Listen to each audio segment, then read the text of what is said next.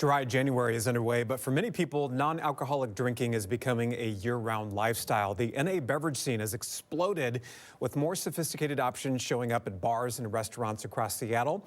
Tyrah's down in the Arc Lounge with Juanita Unger, known as the Non Alcoholic Sommelier, with pro tips for ordering and enjoying non-alcoholic drinks even beyond January. Hi there. Hi, Steve. I wish you can smell some of these drinks. They smell so good and fresh. Juanita, thank you so much for coming back on our show. Thank you so much for having me. It's great to be here. Yeah. So you are the founder of the NA Sommelier. Can you talk about your journey to get to this title of yours? How did you get your beverage expertise? Totally. Well, I've kind of been in service industry and hospitality forever, worked in food and beverage, and I have a deep appreciation for fine food, wine, beverage.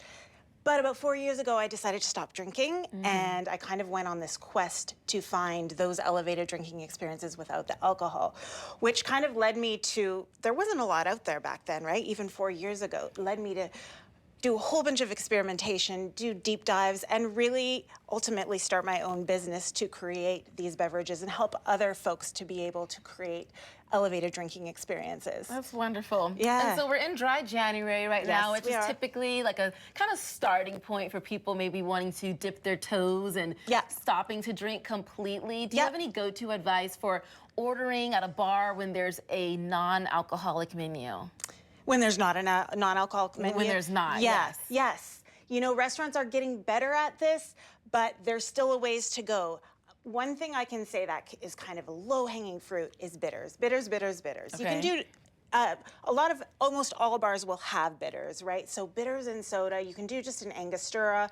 Most bars will have something like a lavender or maybe even something creative like a cardamom, bitters and soda. You can also talk to the bartender in terms of templates, cocktail families. Tell them that you want something like a sour or a spritz. They are really good at structure, so they can go from there. If you see on their menu something creative that they're making with their cocktails, be like, oh, hey, I see that shiso syrup. Could you make a sour with that? Like maybe can I have something like this but without the alcohol, and they can get creative? Yes, exactly. And you know, sours are a really good template because they naturally balance the citrus and the sweet. Perfect. Great. So what did you bring in for us today? What do we have here on the table? Well, speaking of sours, I brought 2 different sours. The template is 1-1-2, so that's the classic kind of ratio for making a sour. So we have a New York sour, normally whiskey sour. New York sours are whiskey sour with a splash of red wine. I've kind of reversed it. So I'm using red wine as the base, non-alcoholic red wine, doing citrus and then a spicy sweet syrup. And then I add a little aquafaba because a lot of non-alcoholic beverages lack that body and that texture, but using something like aquafaba or egg white can really do that. So that is this beverage. Feel free to taste it. I would love to taste it. And while I'm tasting, can you explain that 1-1-1 ratio again for us? Maybe if someone, or you said it was 1-1-2? Yeah. Or 2-1-1. Or 2-1-1 for someone who might be making a drink at home. Totally. So the 2-1-1 ratio is a classic sour ratio. It's 2 parts base, 1 part sour, 1 part sweet. And there are so many cocktails that follow this ratio. You know, the classic, whiskey sour or pisco sour.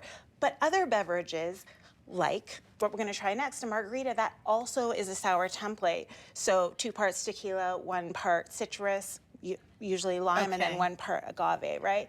So you can mix and match, kind of play Mr. Potato Head. Use your base. Do something like a tea instead of alcohol for your base. Or a non-alcoholic liquor. Non-alcoholic tequilas are really great to mix with. So tequila drinks are always a good one too. Great tips. And as I'm tasting this one, just a final question for anyone looking to expand this or elongate their dry January, what tips do you have for them, whether it's making drinks at home, going to restaurants, or just even like the mindset thing? Yeah, well, you know, dry January, it's kind of a trend, it's kind of cool, but it's also kind of an all or nothing thing. And you know, when I stopped drinking, it wasn't like, oh, I'm going to stop drinking. It was more like, you know what, I'm going to do an experiment, see if I can drink less, see what my relationship with alcohol is. And, you know, just really experiment and, you know, try a new thing. Like, oh, I am not going to totally cut it out. Maybe I'll zebra stripe. Zebra stripe. Okay, I like that. Yeah, I like that. That's what they say in the UK. So it's kind of have an alcoholic drink, have a non-alcoholic drink. But think about lifestyle changes and intentionality in drinking. It's all about intention. This is so informative, and those were delicious. I have to say the NA margarita was my favorite. Oh, nice. Thank good. you so tasted much. the tequila. I tasted both. So good. Thank you, Juanita. You're so welcome. Yeah. Steve, I think I could get behind this. You know what? There's so many mocktail options out there, and they are just absolutely delicious. Exactly. All right. Thank you for that.